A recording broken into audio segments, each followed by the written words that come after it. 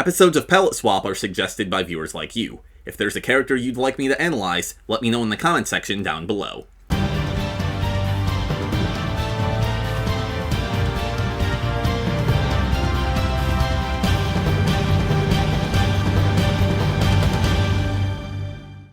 Good morrow everyone, Silvershire here, and welcome back to Palette Swap, where I rank the costumes and character designs of your favorite fighting games. And by your favorite fighting games, I mean my favorite fighting games, and by my favorite fighting games, I mean Soulcalibur. Today, we're looking at the first of the series' many Sword and Shield users, Sophitia Alexandra. But before we begin our analysis, here's a quick refresher course on who Sophitia is and what we should be looking for in our character designs. Sophitia grew up in Athens, where she lived a simple life working at her family's bakery. She was a devout worshipper of the ancient Greek pantheon, which would have been extremely uncommon by the late 16th century, although it's unclear whether that's a purposeful character quirk or just historically inaccurate writing. Either way, her faith was well placed, because she was taking a bath one day when she was visited by Hephaestus, god of the forge. Despite her complete lack of combat training or really any other qualifications, he wanted her to be one of 24 holy warriors tasked with destroying the cursed sword Soul Edge. She accepted the mission. In one arcade mode later, she managed to shatter the evil blade. Upon returning home, she started a family and hoped to once more have a normal life. But Soul Edge is never gone for good, and Hephaestus will need his holy warrior once again. Actually, more like 3 times again. It would be more than that, except she gets forced into working for the bad guys and then dies off camera before Soulcalibur V. Man, they really did Sophitia dirty. Sophitia's Soul Edge 1P conveys both her strength and her graceful beauty. The white dress and strappy leather sandals call to mind ancient Greek attire, albeit with some fantasy twists, such as the sandals going all the way up to her thighs. She's wearing more armor than in most of her future designs, which I think is fitting for a holy warrior chosen by the god of metalworking. There's a repeated symbol on her pauldrons, bracers, greaves, and sandals, and I can't tell exactly what it's supposed to be, but it gives the sense that this armor is a matching set created by the same person. Her palette mostly consists of neutral colors, the main one being white, which is generally associated with goodness and purity. However, she does have a couple splashes of brighter color, namely a blue stripe on her skirt and a green gem on her forehead, the latter of which matches her eyes. This is pure speculation on my part, but the forehead gem might be a nod to Angel from Tekken 2, which was released a few months earlier. It would make sense, because Sophitia is often depicted with angelic imagery in addition to Greek mythological stuff. Anyway, I would have liked one or both of these colors to be more prominent, as they sort of feel like an afterthought. This is a simple but solid design. 6 out of 10. This costume's alternate color turns her into a Barbie. The dress looks nice in pink, but the armor also being pink is a bit much. I think gold, bronze, or even the same silver as her default would have been better options. As is, it's too monotonous. 5 out of 10. Her 2P is similar, but it does away with most of the Athenian influence in favor of a more general warrior look. It has a warmer palette of orange, yellow, and brown, which along with the red shield that's equipped by default forms an analogous color scheme. It also turns her hair brown, making this one of only 2 Soul Edge costumes to change hair color, the other being Cervantes' 2P. Other than that, there's not much to comment on. It's just alright. 5 out of 10. This costume's alternate color is blue, silver, and red, which is a more contrasting palette. I feel the same way about this as I do the default. 5 out of 10. Her 3P is a casual and relatively modern looking outfit, perhaps what she would wear at the bakery. I initially assumed that it was based on some sort of specific fashion style from Greek or Ottoman culture, but I haven't been able to find any strong matches. The official Soul Edge art book mentions that looks Scottish, but that's followed by a question mark, so apparently even Namco isn't entirely sure. Regardless, it's the most detailed of her costumes from this game, featuring several patterns and an ornate insignia on the back. It's also the most colorful, with a palette consisting of bright blue, yellow, red, and green. Even the brown sections are more saturated than those of her 1P and 2P. This is unique, stylish, and memorable. Plus, I'm a sucker for a good scarf. 6 out of 10. Sophitia has not one but 2 secret bonus costumes, although they're both pretty basic. The first is just her 1P but without the armor, which makes it less interesting. It doesn't look bad, but I don't know why anyone would choose it. 4 out of 10. The second is a bathing suit. This is at least a unique design, but still very plain. I get that the point of this costume is just to show off dem polygons, but I think they could have come up with something more exciting than a colorless one piece. It doesn't even let her hair down like in the intro. It does have a subtle striped pattern, but that's hard to notice during actual gameplay. 3 out of 10. Her Soulcalibur I 1P de-emphasizes her warrior side. She's wearing less armor than in her old 1P, and the few pieces she does have, such as her pauldrons, seem mostly decorative. Speaking of her pauldrons, they're adorned with flowing white fabric that gives her a majestic appearance. Her thigh-high sandals have been replaced by standard leather boots, which unfortunately makes her look less Greek. However, I like that her boots and top have the same cross-stitch design. Her palette is mostly the same as the last game, but the blue is darker and there's a lot more of it, which is eye-catching. She doesn't have a green gem on her forehead anymore, but I'm fine with that because she has plenty of color elsewhere now. 6 out of 10. Her 2P is a long, elegant dress. There's a slight bit of asymmetry thanks to the slit on her skirt, which is kind of glitching out in these screenshots, but the render shows you what it's supposed to look like. Though this costume doesn't change the color of her hair like her old 2P, it does change the style. It's no longer in a braid, and her bangs are parted in the center instead of going straight across. This isn't a huge change, but it helps the design feel more distinct, as does the purple and teal color palette. 7 out of 10.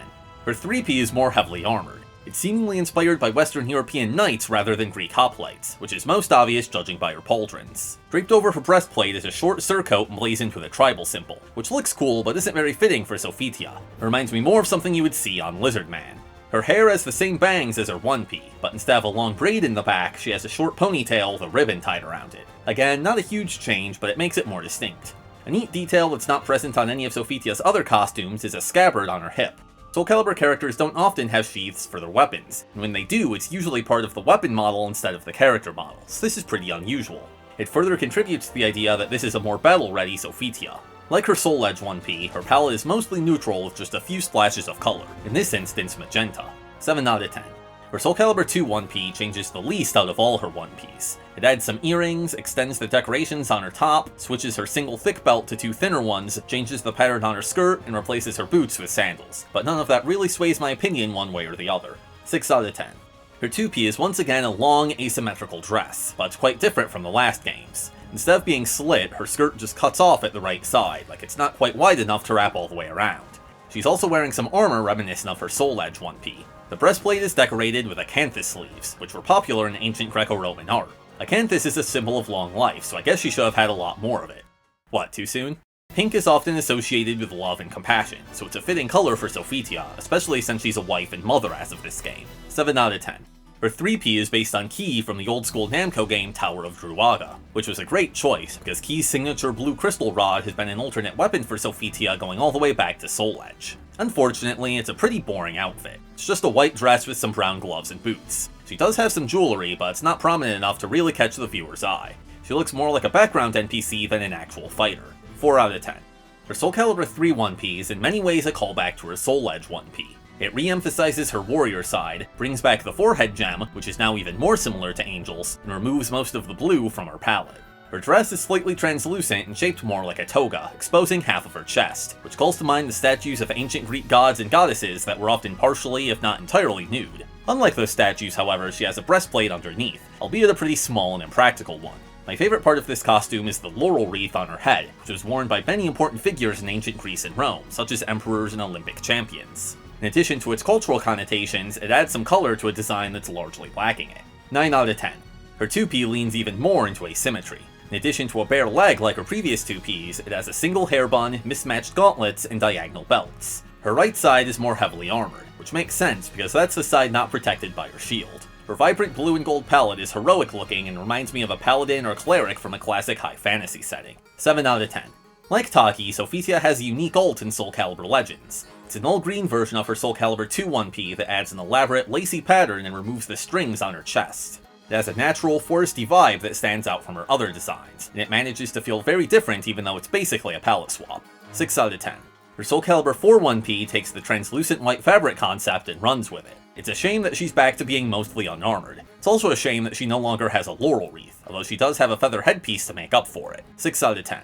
In stark contrast, her 2P is the most heavily armored out of all her costumes. It mixes the silhouette of Greco-Roman armor with aquatic imagery like scales, fins, seashells, and waves, likely inspired by the legends of Atlantis. Much of it shines with a pearlescent luster unlike that of ordinary metal, which gives it an otherworldly quality. However, I would have liked to see some more visual cohesion between the different pieces. There are elements like the scale pattern on her upper arms, for example, that don't appear anywhere else. I also think the Little Mermaid seashells on her chest look kind of goofy, but again, maybe I wouldn't if seashells were a more consistent motif. As is, they only appear on her breastplate and helmet, and even then, the helmet uses a different type of shell. The color palette does abate these issues somewhat, as the oceanic blues and greens tie everything together. 8 out of 10. Sophitia doesn't appear in Soulcalibur V on account of being dead, but Elysium, who is the spirit of the holy sword Soulcalibur, takes on Sophitia's form in order to manipulate her son Patroclus. And if she looks like Sophitia and cracks skulls between her thighs like Sophitia, she's Sophitia. Her 1P is essentially an even skimpier version of Sophitia's 1P from the previous game. The main thing that sets her apart is her mask, which on the one hand is beautiful and angelic, but on the other hand makes her more intimidating by dehumanizing her. It's impossible to read her emotions, which ties into the idea that she could aid you just as easily as she could erase you from existence. An artist note states that, quote, Elysium's design is meant to convey the grace and divinity of a goddess, but also merciless apathy, and in my opinion they nailed it. I do think there is a missed opportunity to make her a bit more monstrous. After all, she's the counterpart to Inferno, the spirit of Soul Edge, who's this writhing mass of bone and flesh and hellfire. At least until Soulcalibur VI, where he's just a big demon guy, but that's a criticism for another day. Like I said, Elysium only uses Sophitia's form to manipulate Patroclus, so when they turn on each other at the end of story mode, how cool would it be if she dropped the disguise and turned into some kind of freaky ice angel? However, that's not really a fault of the design. That's just me having a different interpretation of what the spirit of Soulcalibur should look like. 9 out of 10. Her 2P is a set of ornate golden armor. A maskless version of this costume was originally designed for Sophitia's daughter Pyrrha, but the artists felt that it didn't fit her meek personality, so they gave it to Elysium instead. And I'm glad they did, because it's totally awesome. Her mask is similar to that of her 1P, but it's made of opaque metal, further dehumanizing her. Both her mask and chestplate are adorned with grapes, which seems like an odd choice for a vengeful angel warrior, but grapes were associated in ancient Greece with wealth and prosperity. Despite being way more aggressive and militaristic, this costume still conveys that sense of graceful beauty. 10 out of 10. Soulcalibur VI is a reboot of the series, and as such, Sophitia is, well, alive, but also, she's wearing an updated version of her Soulcalibur I outfit. The most significant additions are some white fabric layered over her blue top and a metal laurel wreath. These, combined with several smaller details, definitely improve the design, but my criticisms of the original version still apply. 8 out of 10. Soulcalibur VI doesn't have any alternate costumes, but it does have alternate colors. Her color 2 is orange, which she hasn't worn since all the way back in Soul Edge. I like that it adjusts the placement of colors instead of just switching them out, but I don't have strong feelings about this palette. 8 out of 10. Her color 3 is a Malfested form with an appropriately edgy black and red outfit. I'm always a fan of these sorts of designs. It's especially neat to see for Sophitia since she's usually so kind and pure-hearted. 9 out of 10. Lastly, her color 4 is yellow with dark hair and tan skin. It also undoes her braid, removes her pauldrons, and changes her top to the battle-damaged version. This is likely based on the minor character Isola from Soulcalibur IV, who herself is based on scrapped concept art of Sophitia. I like the idea of this ult, and I also like how many changes it makes to her base design, but much like her armorless costume from Soul Edge, the end result is less interesting. 7 out of 10. And with that, we have ranked every single Sophitia and Elysium costume. The designers had a difficult task trying to strike a balance between the benevolent goody two-shoes and the resolute divine warrior, and for the most part, I think they pulled it off. That's just my opinion, so what do you think? Let me know in the comment section down below if you agree or disagree with any of my rankings. Also, let me know which character you'd like to see next. For episode 32, we'll be discussing Pyrrha, as requested by Sly Torres. And since she only has like 2.5 costumes, we'll be discussing all of Soulcalibur V's other newcomers as well. In the meantime, thank you so much for watching, I hope you enjoyed, and until next time, I bid thee farewell.